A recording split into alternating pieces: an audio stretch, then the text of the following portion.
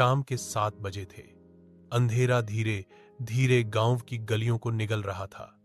रिया शहर से लौटी थी 8 साल बाद, लेकिन ये वापसी आम नहीं थी। गांव की मिट्टी में अब भी वही महक थी। बरगद के पेड़ के नीचे रखी वो पुरानी चौकी, नल के पास बच्चों की हौंसी और मंदिर की घंटियां।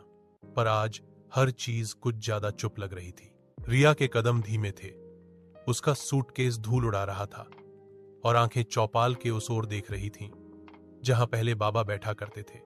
अब वहां सिर्फ एक खाली खाट थी और उस पर पड़ा एक पुराना कंबल, जैसे किसी ने बहुत जल्दबाजी में छोड़ दिया हो। गांव वालों की निगाहें उस पर थीं, पर कोई कुछ नहीं बोला। तभी पीछे से आवाज आई, तू आ गई, इतने साल बाद। अब क्यों? रिया ने पलटकर देखा, वह मीरा थी, उसकी बचपन की सबसे करीबी दोस्त। पर आंखों में अब अपनापन नहीं था, सिर्फ सवाल थे। रिया ने होंठ भींच लिए और धीमे से कहा, मैं उसे ढूंढने आई हूं मीरा, सच जानने। मीरा की आंखें चौड़ी हो गई। तू नहीं जानती रिया, कुछ बातें दबी रहती हैं तो अच्छा होता है। रिया की सांसें कुछ पल के लिए थम सी गईं।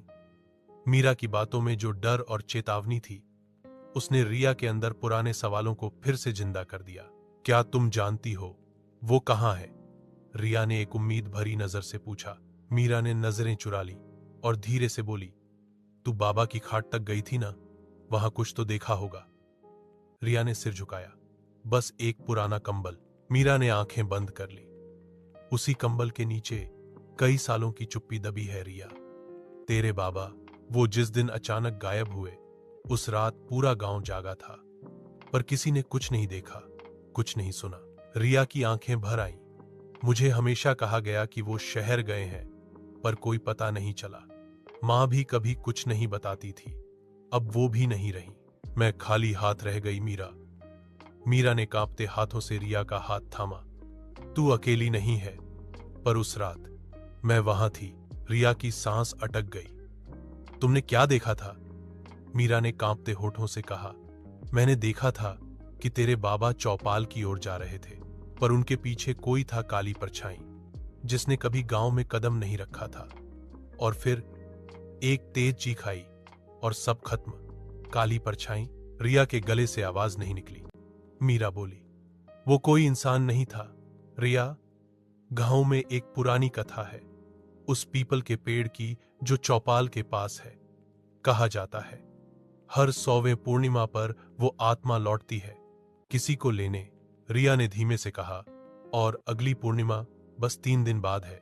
3 दिन बाद? गांव में हलचल थी, पर रिया अकेली थी। रात के ठीक 12 बजे वह पीपल के पेड़ के पास पहुंची। हवा भारी थी।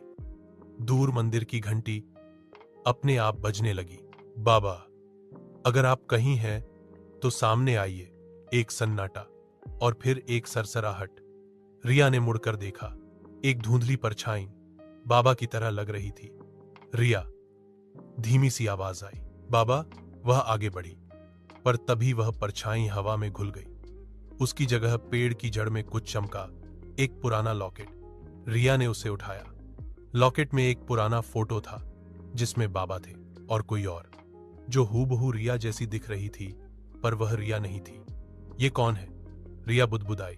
तभी पीछे से आवाज आई, मीरा की।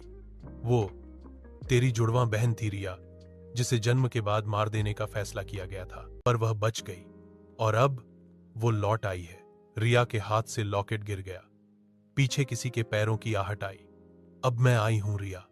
एक स्वर गूंजा। अंधेरे से एक लड़की निकली, रिया की हूबहू परछाई। अब बारी तेरी है। अंत या एक नई शुरुआत?